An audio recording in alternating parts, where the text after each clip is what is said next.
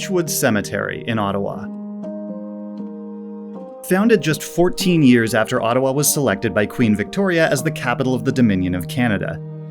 Its peaceful paths meander through more than a century of history and expansion, stately monuments, and weathered stone. Among the former prime ministers, inventors of modern time zones, and foremost field naturalists, there's something else to discover here, seen wandering the winding roads or glimpsed in between the graves. Turkeys.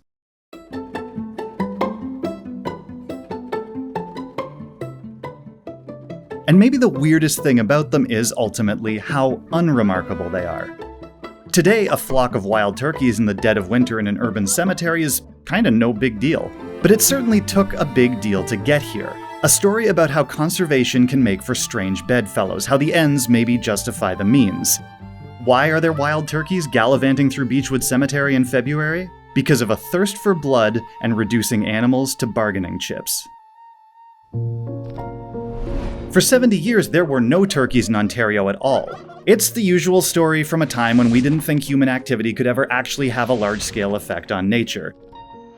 So we hunt the hell out of turkeys. They're so prolific in colonial Canada that they're considered pests.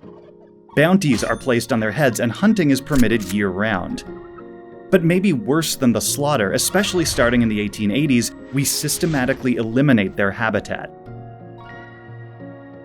The old Ontario turkey is a particular bird, set in its ways. They need, for example, a specific mix of deciduous forest and grassland to thrive. This provides brood cover, a canopy to keep their kids safe while still allowing for easy ground movement. Plus, it's abundant with the insects they rely on for food. But when you convert that habitat to agricultural land, it's not just an inconvenience for them. You can severely limit their ability to successfully breed and for their young to survive and eat. So as we terraform the province into farmland and continue to hunt turkeys with abandon and without a smidge of regulation, they're pushed further into the margins and eventually disappear entirely. By 1909, we don't think there's a single wild turkey left in Ontario. In the following decades, there are some attempts to reintroduce them to the wild, but none of them work. The problem is, wild male turkeys will not breed in captivity, so they hand-raise domestic turkeys, then release them. But these turkeys are even more particular, too domesticated to make it on their own in the wild. They even try a complex breeding strategy called backcrossing, breeding domesticated male turkeys with imported wild females to try and repeatedly breed out the domesticity until the ones they're releasing are only 1/8 domestic. But it's still not enough. Even these turkeys aren't cut out for the new, less wild wilds of Ontario. So the efforts are abandoned until the late 1970s. In 1979, something changes when Dr. Dave Ankney, former biology professor, and his buddy Joel Hopkins take a trip to Virginia to hunt turkeys. They have a great time. Such a great time that they get to thinking, we shouldn't have to cross an international border to kill this bird. We should be able to kill this bird in the comfort of our own home. They'd probably quibble with that characterization, but they come back with a mission, roping in the Ontario Federation of Anglers and Hunters, of which Ankney would eventually become president. When they find out that budget freezes at the Ministry of Natural Resources are holding up movement on turkey reintroduction, Ankney writes a check himself, which turns out to be a shrewd move. It never gets cashed, but it's symbolic enough to get the ball rolling again. And since the last disastrous attempts with domestic turkeys and backcrossing, a biologist in Missouri has also come up with a simpler and much more effective way to drive that reintroduction. They figure out that if you take 10 to 15 wild turkeys from an existing group and drop them in a brand new environment, they tend to figure things out, establish a breeding population, and spread.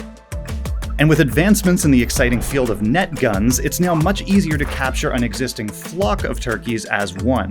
Which is all great, it just leaves the question of where a turkey-free Ontario is going to get those initial groups to start new breeding populations. That's when the Turkey Reintroduction Program, partnering with the National Wild Turkey Federation in South Carolina, roll up their sleeves and start making deals. So what is a wild turkey worth? And I don't mean dollars and cents. The deals we make with various US states aren't purchases, they're trades. The currency is wildlife. They're turkeys for Canadian critters they might have a deficit in. So Missouri gets 18 of our river otters. New York gets 120 Hungarian partridges. Michigan gets 50 Algonquin moose. Some states just straight up supply us turkeys without any animal trade, which you might think is the worst deal on this list, but it's not, because we trade Iowa for Canada geese. Sorry, Iowa. From these initial deals, Ontario gets 274 turkeys to work with. Following the Missouri method, we take small groups and introduce them to various sites around the province, starting with 11 from Missouri in the Bacchus Woods of Norfolk County. And as these populations expand, the MNR can pluck 10 to 15 turkeys from them and expand them further.